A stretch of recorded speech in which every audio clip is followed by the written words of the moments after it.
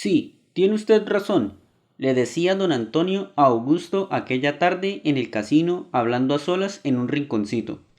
Tiene usted razón, hay un misterio doloroso, dolorisísimo en mi vida. Usted ha adivinado algo. Pocas veces ha visitado usted mi pobre hogar. ¿Hogar? Pero habrá notado.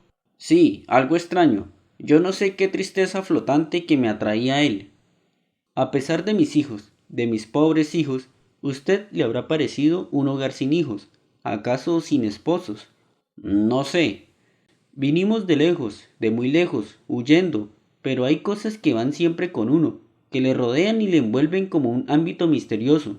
Mi pobre mujer.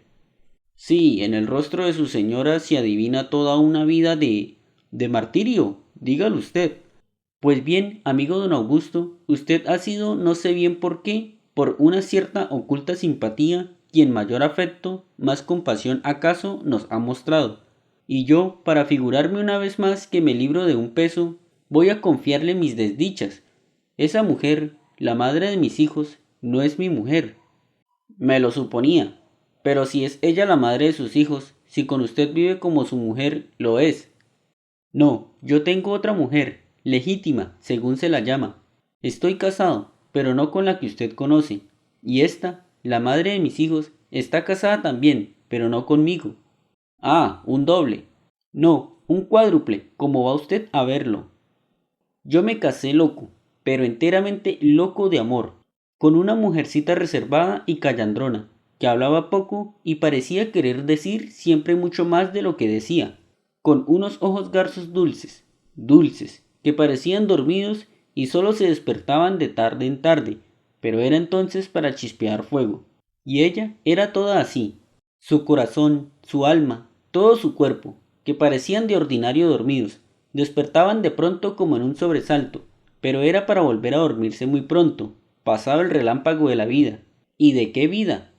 Y luego, como si nada hubiese sido, como si se hubiese olvidado de todo lo que pasó. Era como si estuviésemos siempre recomenzando la vida, como si la estuviese reconquistando de continuo. Me admitió de novio, como en un ataque epiléptico, y creo que en otro ataque me dio el sí ante el altar. Y nunca pude conseguir que me dijese si me quería o no. ¿Cuántas veces se lo pregunté, antes y después de casarnos? Siempre me contestó, eso no se pregunta, es una tontería.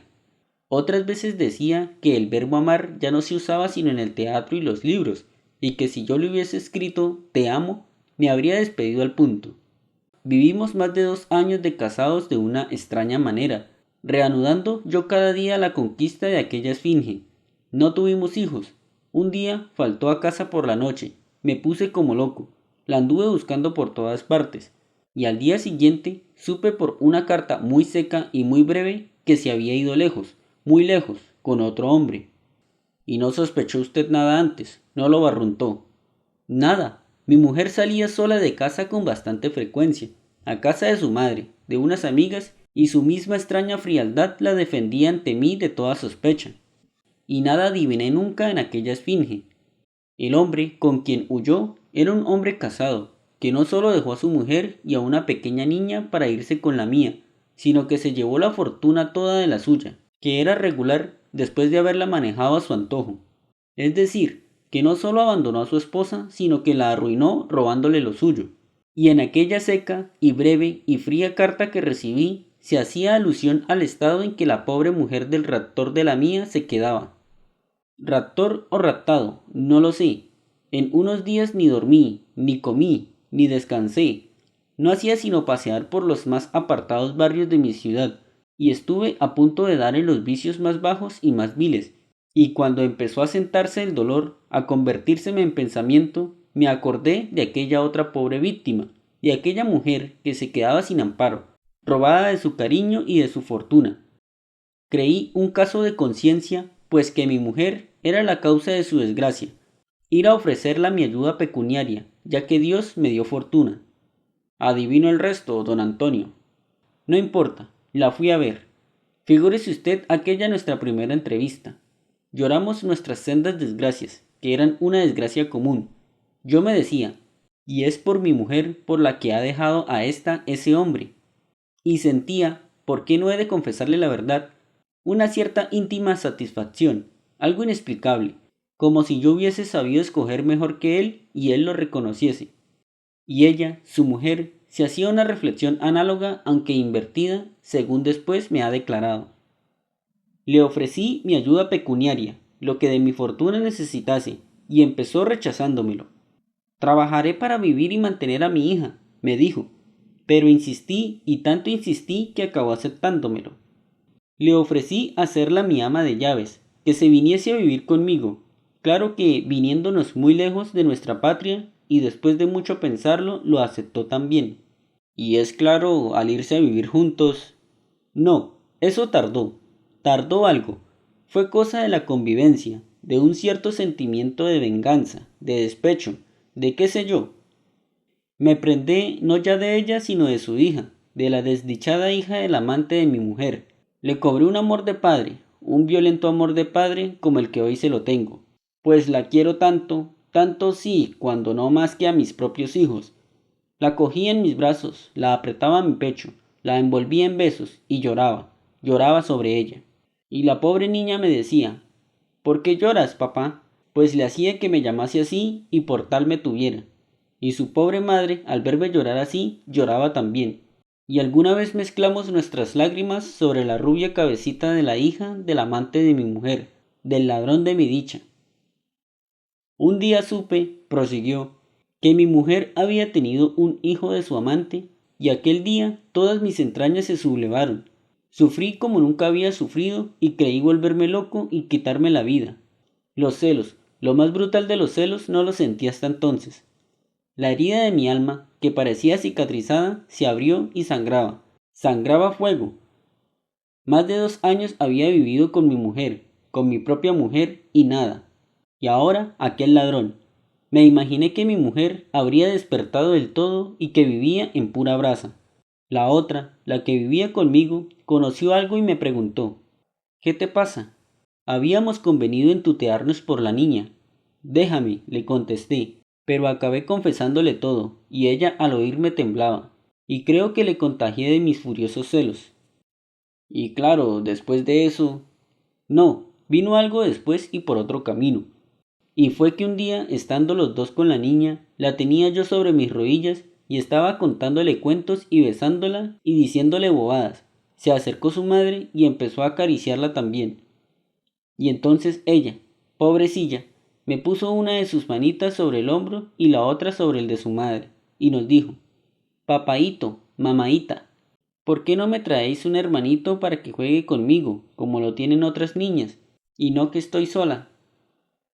Nos pusimos lívidos, nos miramos a los ojos con una de esas miradas que desnudan las almas, nos vimos estas al desnudo, y luego, para no avergonzarnos, nos pusimos a besuquear a la niña, y alguno de esos besos cambió de rumbo. Aquella noche, entre lágrimas y furores de celos, engendramos al primer hermanito de la hija del ladrón de mi dicha. Extraña historia.